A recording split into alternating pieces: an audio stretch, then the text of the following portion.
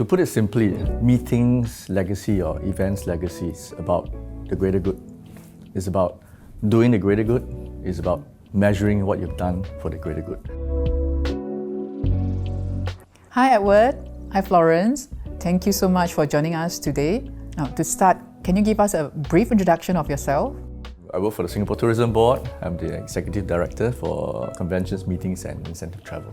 Most people call me Flo. I'm the Managing Director for PCMA in Asia Pacific. Now, let's begin with what event legacy really means. How do you define event legacy, and then, what does it mean? Why is it so important? What's really interesting about associations that we all know, they all have an altruistic nature in the first place. When a lot of the international associations started moving their meetings and events around the world, they started talking about the fact that what do we leave behind? The question was more about what are we doing good, or what are we leaving behind positively for the community at large. I think in the past, I don't hear the word legacy as much. The good news is that we have found out from ICA, the International Congress and Conventions Associations, I think there was a 2023 survey that suggested that 44% of associations are now incorporating sustainability and legacy requirements into their RFPs.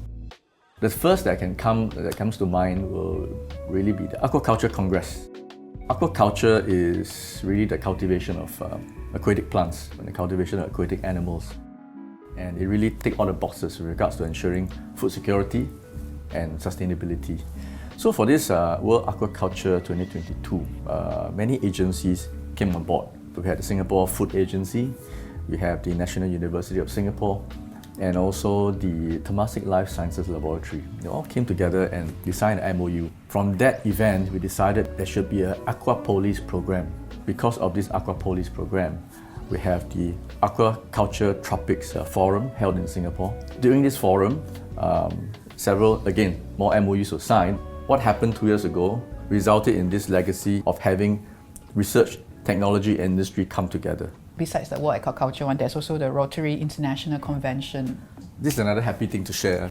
They invested, I think, $500,000 to come up with this mangrove conservatory. So this $500,000 really goes into research, protecting endangered species, providing a research study on flooding, and importantly on carbon sequestration, and also how we can grow more mangroves for this exact purpose.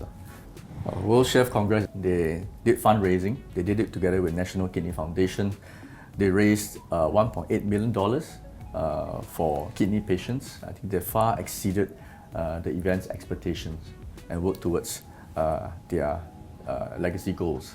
World Stroke Congress, our involvement was quite significant. Firstly, we worked with the Singapore National Stroke Association. We worked on a fundraising walkathon. We planned the route together with them. So I think we had more than 800 delegates, stroke survivors, and their families who turned up in support of other stroke survivors and their caregivers. So this is something we're quite proud of. We raised a lot of awareness for World Stroke Day, for prevention of stroke. There's a lot of factors that, from an RFP standpoint, the technical one, that can be met easily. But it's the greater good one, right? That sometimes we need the local host city and the organizers to actually tell us. In the case of Singapore Tourism Board, I think the beauty always is about them being the advisor, because they know what the country needs are. They know what the city needs are. They can advise, but more importantly, they can also open doors to say that these are the local stakeholders you need to talk to.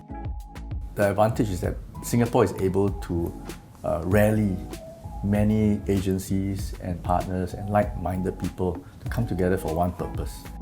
So can you tell us more about STB's Legacy Toolkit and how it will help MICE planners? We call it the FIRM framework, the FIRM framework. The F stands for framing. Framing what you want to do.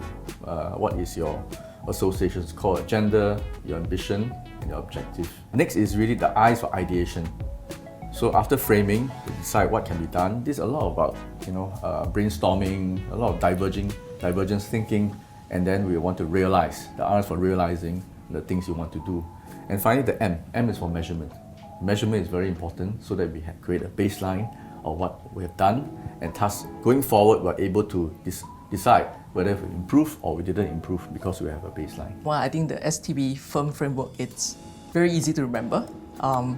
And it aligns with most strategic planning. So what are your top 3 tips for designing and incorporating legacy building initiatives?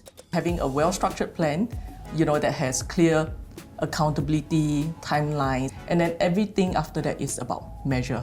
Because people want to know that they have made good, they have done well, they have kept to their plan. I think it would be really to have the end in mind as a start, and with a good reason decided, you can use our firm framework if need be, with the framing and the measurements all in place, then we can decide what to do, very focused what to do, together with all the many stakeholders in place. And I think Singapore is always ready to work with associations who has the ambition.